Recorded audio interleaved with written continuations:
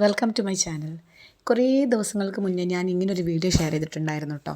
നമ്മളെ പുളിവെണ്ടയെക്കുറിച്ച്, പുളിവെണ്ടയുടെ ഔഷധ ഗുണങ്ങളും അതിൻ്റെ റസൊല്ലൊട്ടി ഉണ്ടാക്കുന്നതും, റസൊല്ലൊട്ടി പുറമെയുള്ള രാജ്യങ്ങളിൽ എത്രത്തോളം വില കൂടിയൊരു ടീ ആണെന്നൊക്കെ എല്ലാവർക്കും അറിയുന്ന കാര്യമാണ്. യൂട്യൂബിലൊക്കെ സെർച്ച് ചെയ്താൽ അപ്പോൾ നമ്മളെ പറമ്പ് നിറയെ മുന്നിലുള്ള പറമ്പ് നിറയെ ഈ പുളിവെണ്ട പൂത്ത് വിരിഞ്ഞ് നിൽക്കുന്നുണ്ട് കേട്ടോ. എല്ലാ വർഷവും ഉണ്ടാകുമ്പോഴും വിചാരിക്കും ഇതൊന്ന് പറിച്ച് ഉണക്കി പൊടിച്ച് നമുക്ക് റസൊല്ലൊട്ടി ഉണ്ടാക്കി നോക്കണമെന്ന്.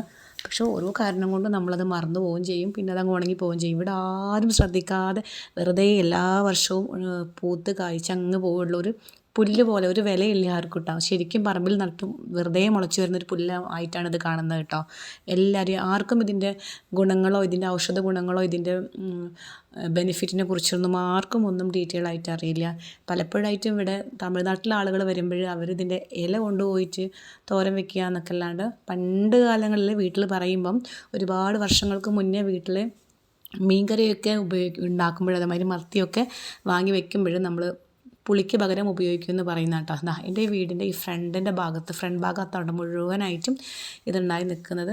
അപ്പോൾ ഈ കൂട്ടത്തിൽ ഞാൻ ആ ഭാഗം കൂടി കാണിച്ചു എന്ന് മാത്രം. അപ്പോൾ അത്രത്തോളം ബെനിഫിറ്റ് കിട്ടുന്ന ഒരു ഔഷധ ചെടിയാണ് കേട്ടോ ഈ പുളിവെണ്ട എന്ന് പറയുന്നത്. ഇതിൻ്റെ ഈ കായ ഉണക്കി പൊടിച്ച് കഴിഞ്ഞിട്ട് ആ പൊടി ഉപയോഗിച്ച് കഴിഞ്ഞാൽ നമ്മുടെ ഷുഗറിൻ്റെ ലെവൽ കൺട്രോൾ ചെയ്യാനാണെങ്കിലും കൊളസ്ട്രോൾ കൺട്രോൾ ചെയ്യാനാണെങ്കിലും അതേപോലെ നമ്മുടെ തടി കുറയ്ക്കാൻ ഒരുപാട് ഔഷധ ഗുണങ്ങളുള്ള ഒരു സംഭവമാണ് കേട്ടോ ഇത്.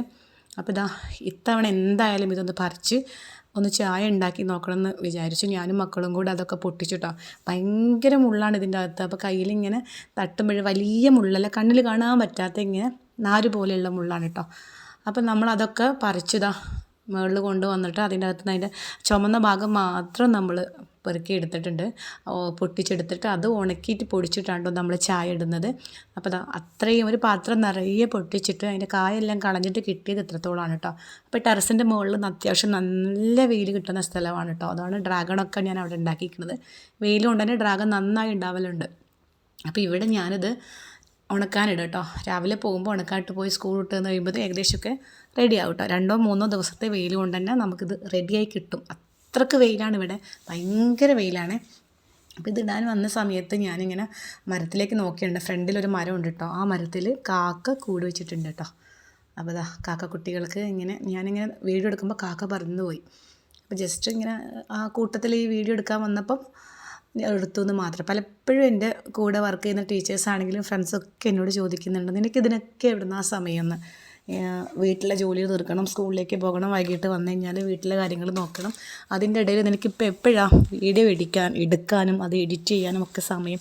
ഞങ്ങൾക്കൊന്നും സമയം കിട്ടുന്നില്ല. നിനക്ക് എത്ര സമയമാണ് ചെടിയുടെ പിറകെ നടക്കുന്നത്, പച്ചക്കറി എല്ലാം. പക്ഷെ എനിക്ക് എല്ലാവരോടും പറയാനുള്ളത്, ഞാനൊരു ദിവസം കൊണ്ട് ചെയ്യുന്ന വീഡിയോ അല്ല, പലപ്പോഴായിട്ട്. അപ്പോൾ ഈ ഒരു കാര്യം തന്നെ ഏകദേശം 2 ആഴ്ചത്തെ കാര്യങ്ങളാണ് ഞാനിത് വീഡിയോ ആയിട്ട് ഒരൊറ്റ വീഡിയോ ആക്കി എടുക്കുന്നത്. പൊട്ടിച്ചതും ഉണക്കുന്നതും ഒക്കെ ഒരുപാട് എഫേർട്ട് എടുത്ത പരിപാടി തന്നെയാണ്.